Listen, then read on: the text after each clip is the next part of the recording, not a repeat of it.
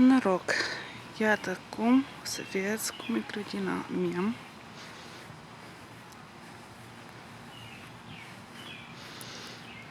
Asta e prima pătlăgică care am pus-o. Am pus și haragi.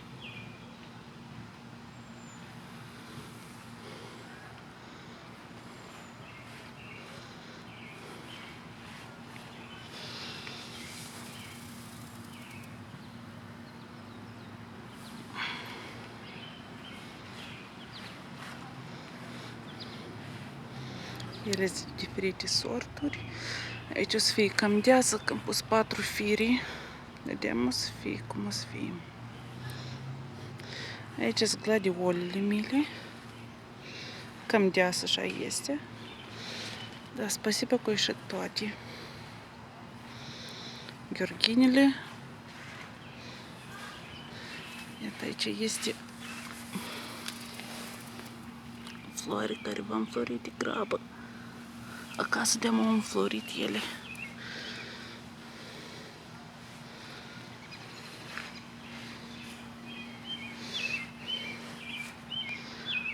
Aici deja nu știu ce s-a întâmplat cu gheorghina asta. Am pus un harag să stăie. Sper că va înflori. Și este smicuță.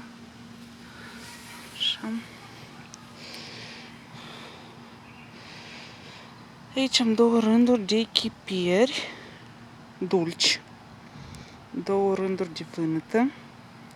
La iarbă nu te uita, că am smuls iarbă cum am putut cu mâna, că sapă încă nu am pentru prășit. Aici nu am 3 firi de chipieri iuți, bostăniei mei 4 tufi.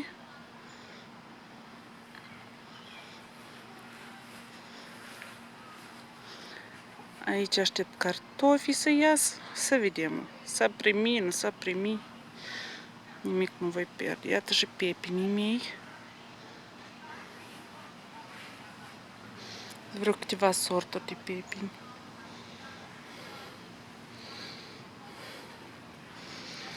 Și iată aici am pus sfeclă roșie. Întâi am sădit ceapa, pe urmă sfecla și nu știam unde să pun pepini și că am hotărât să-i pun la margine. Nu știu ce o să iasă. Cam prea aproape una de alta. Aici e ceapa. Baba a început cam să iei cozile, dar las-le ei. Oricum nu le folosesc și acasă. Era mai deasă, dar cred că o smulț-o o leacă.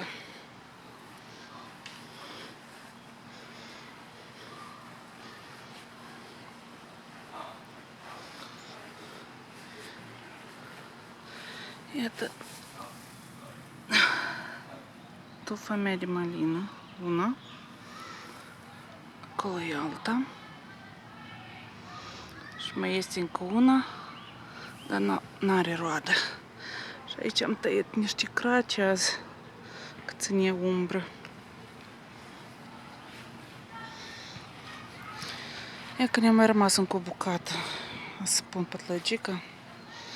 Aici am mai pus un rând de chiperi, sunt numai 3 chiperuși și 3 de vânătă. Iar 2 tufi de pepini. Da, asta e pătlăgica mea din sămânță, care am pus-o acasă și am adus-o aici. Asta am răsădit-o mai devreme și s-a făcut mai frumoasă. Dar tot e deasă, o să o scot jumătate și o să o pun în altă parte.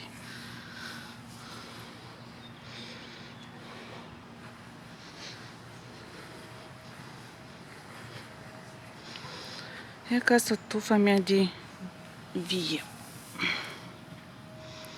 Am plecat-o și iată, un crac se duce într-o direcție și altul în altă direcție. Și unul mi se pare că o să-l tai.